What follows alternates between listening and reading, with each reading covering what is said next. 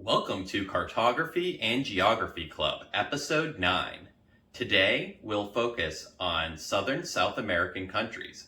For the sake of this episode, the countries we'll look at are Bolivia, Paraguay, Chile, and Uruguay. We'll learn how to make individual countries, then assemble them using Legos. And we will learn about important cities and landmarks within these. In addition, we'll have some fun with a Ferdinand Magellan exploration activity and finish our episode with our 9th iteration of our time travel geography game. Today, you'll need your starter pack and your Lego expansion pack. So let's jump in.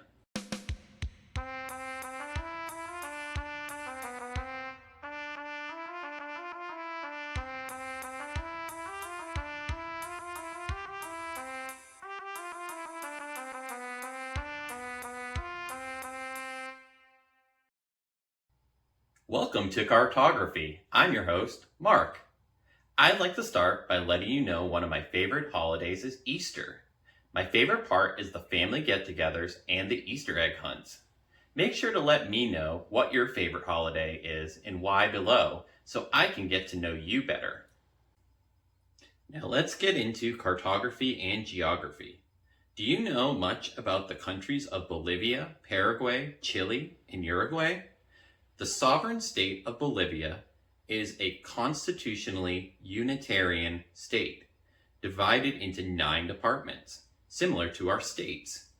Its geography varies from the peaks of the Andes in the west to the eastern lowlands situated within the Amazon basin, with 1,097,581 square kilometers, or 424,164 square miles of area.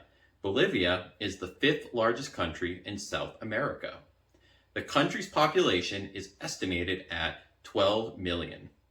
Modern Bolivia is a charter member of the UN, even though it remains the 2nd poorest country in South America. It is a developing country, and it has slashed poverty rates and has the fastest growing economy in South America in terms of GDP.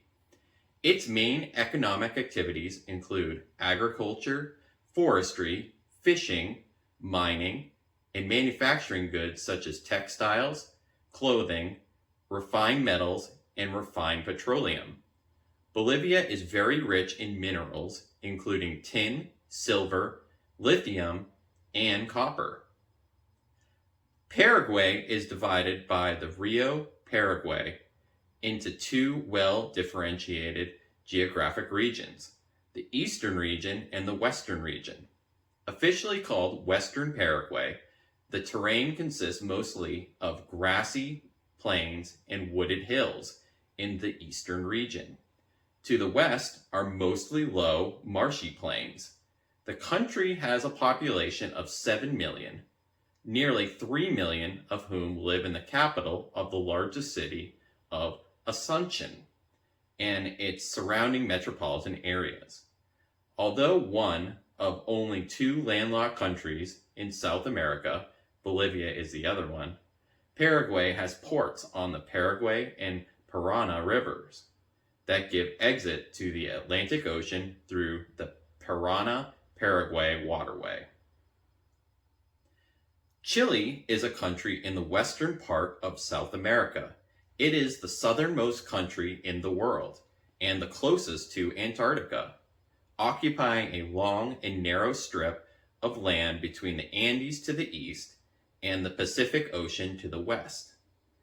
Chile covers an area of 756,096 square kilometers, or 291,930 square miles, with a population of 17.5 million as of 2017. Chile is a developing country with a high-income economy and ranks 43rd in the Human Development Index.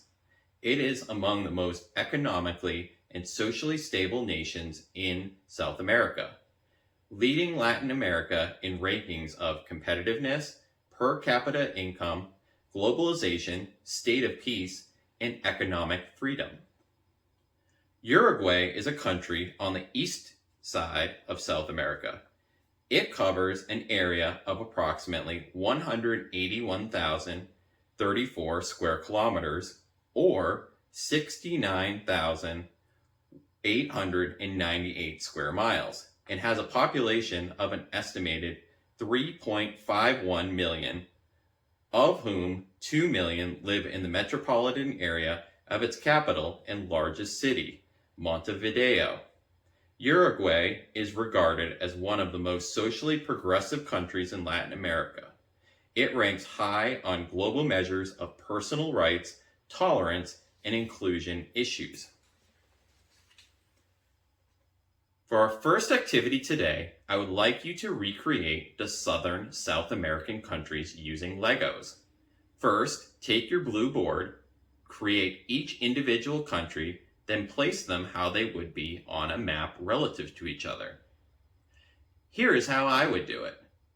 Once you have finished recreating on the Lego board, try to copy the Lego onto a piece of paper. And this is how I would also do it.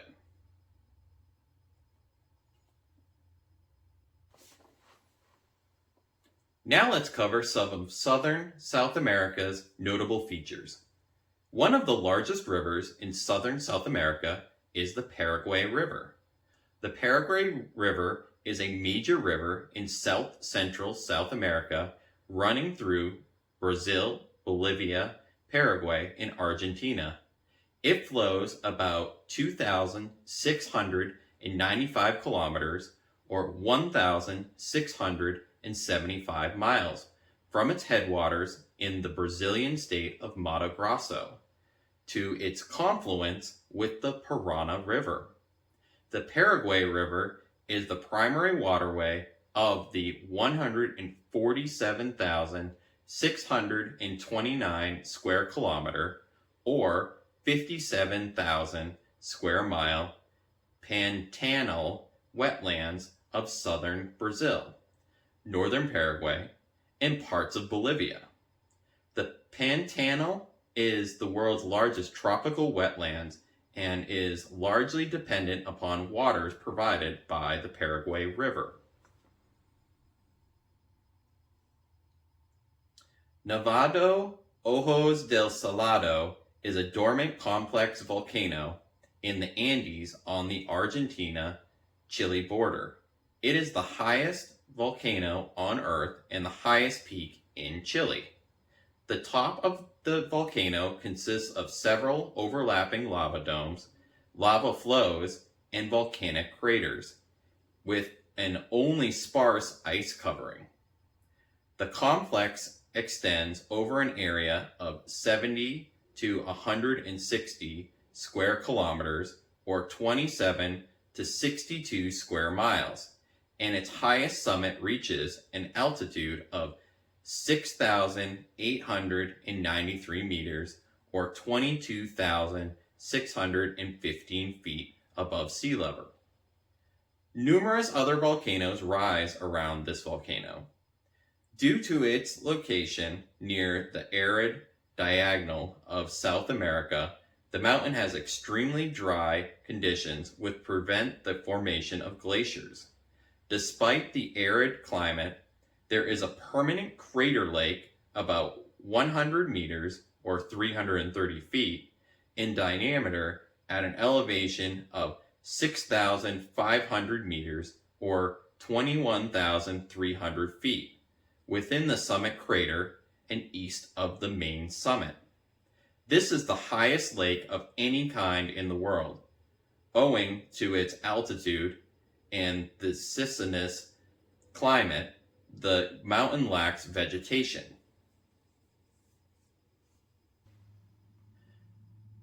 Salar del Uyuni is the world's largest salt flat at over 10,000 square kilometers or 3,900 square miles in area. It is in the Daniel Campos province in southwest Bolivia, near the crest of the Andes at an elevation of 3,656 meters or 11,995 feet above sea level. The salar was formed as a result of transformations between several prehistoric lakes that existed around 40,000 years ago, but had all evaporated over time. It is now covered by a few meters of salt crust, which has an extraordinary flatness, with the average elevation variations within 1 meter over the entire area of the salar. The crest serves as a source of salt and covers a pool of brine which is exceptionally rich in lithium. The large area, clear skies, and exceptional flatness of the surface make the salar ideal for calibrating the altimeters of Earth observation satellites. Following rain, a thin layer of dead calm water transforms the flat into the world's largest mirror at 129 kilometers or 80 miles across. While the rest of South America's forests are getting smaller, Uruguay has been able to have year-over-year forest growth. In terms of landscape, Uruguay belongs to the temperate grassland biome, which makes up of 95% of the country's 176,215 square kilometer territory. They can be described as plain prairies lacking in both trees and altitude, with an annual rainfall of 1,000 to 1,500 millimeters.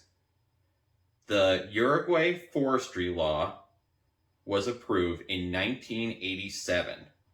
30 years later, the sector represents 3.5% of the country's GDP, a total of $56 billion in 2019, and generates $2 billion in exports. Prior to the law, man-made forestry plantations were made up of about 50,000 hectares. Today, they total 1 million hectares, which represents about 6% of the country's land. Chile Highway 5 is Chile's longest route, 3,364 kilometers, or 2,090 miles long. It is part of the Pan American Highway system. The speed limit on the freeway is 120 kilometers per hour, or 75 miles per hour, and as of May 2007, drivers must travel with their lights on all day long. Representing roads on a map can be tricky, but using Legos can be an easy way to trace out routes to see what roads would look like before drawing them. This is exceptionally true when tunnels and different elevations are a part of the route. Use your Lego board to add roads on the countries you've made previously. Once you have finished, draw the roads on the previously drawn map. Here's how I would do it.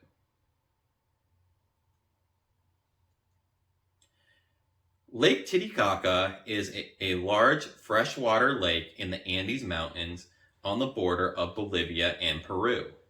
This lake is often called the highest lake in the world. By volume of water and by surface area, it is also the largest lake in South America. 5 major river systems feed into the lake, and the lake has 41 islands, some of which are densely populated. On your Lego board, add some lakes to your map. Once complete, draw the lakes on a separate piece of paper and then transfer them onto your paper map with your road. Now let's look at some southern South American landmarks. The Palacio Salvo, Saltos de Monde, and Mi Teleférico are 3 great ones. Palacio Salvo, or in English, Salvo Palace, is a building in Montevideo, Uruguay. Finished in 1928, Palacio Salvo stands 100 meters or 330 feet high with the antenna included. It was the tallest building in Latin America for a brief period.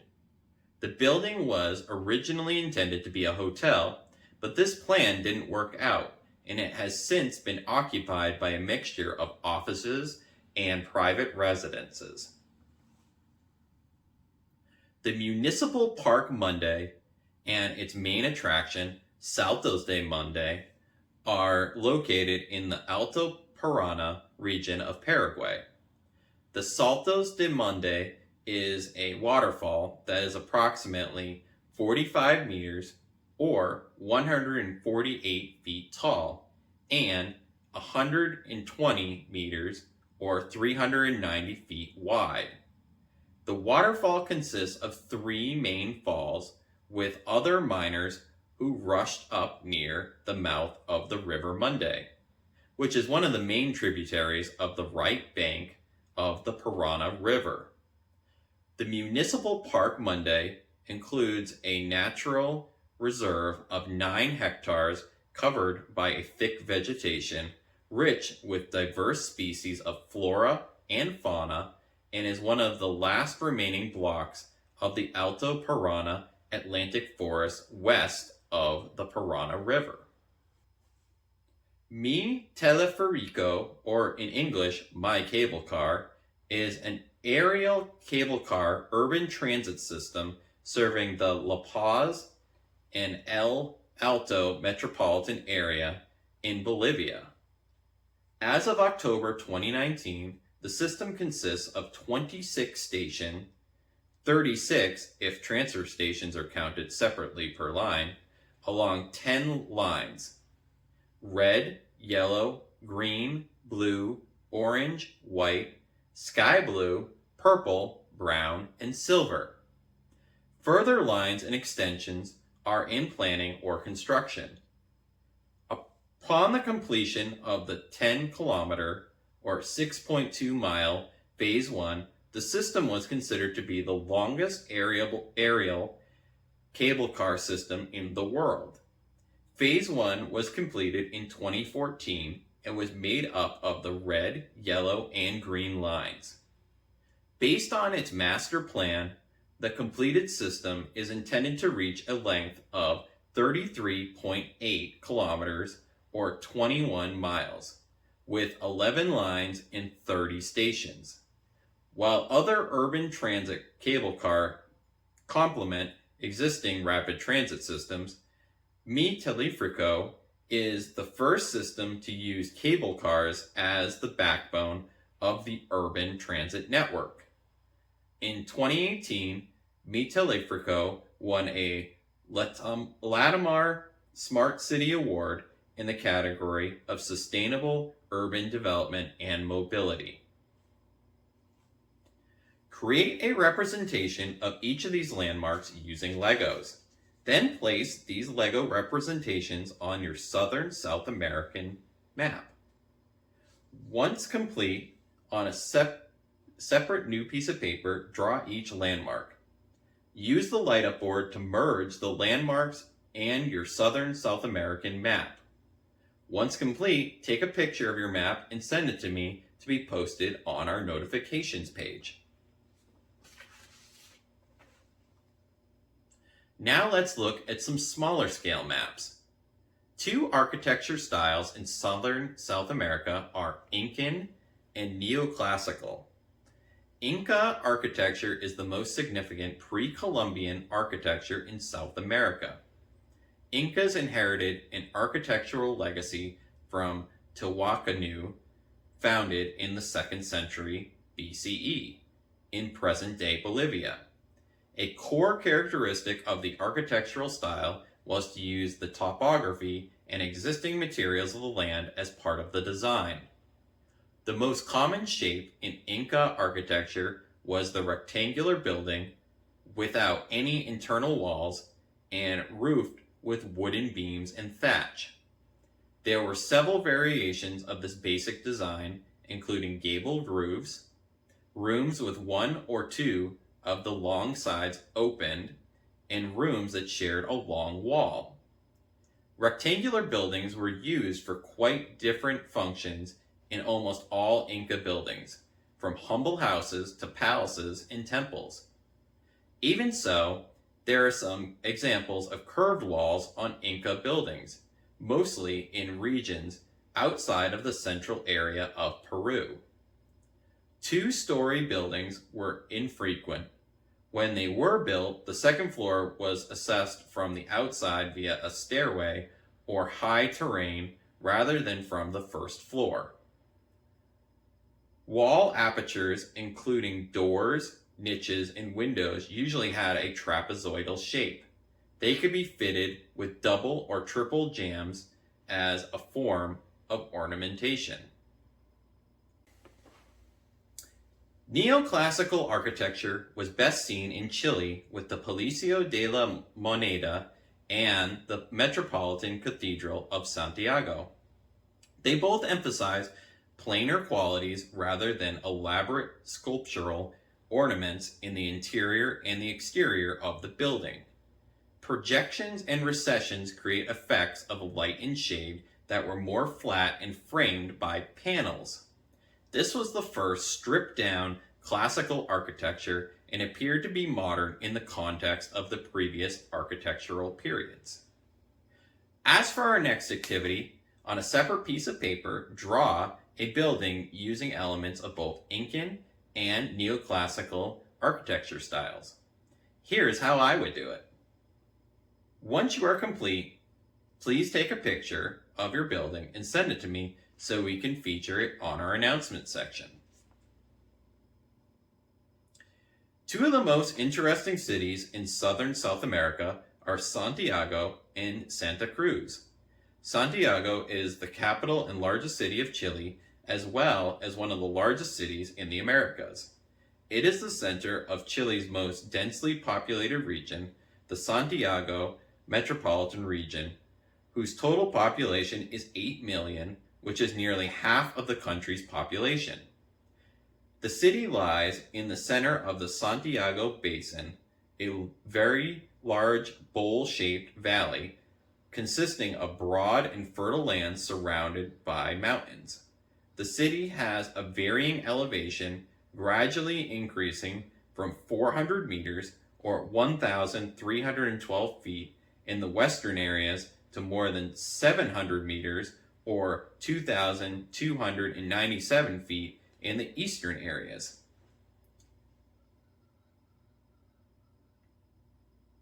Situated on the Paraguay River in the eastern tropical lowlands of Bolivia, the Santa Cruz metropolitan region is the most populous urban conglomerate in Bolivia, with an estimate of 2.4 million people in 2020.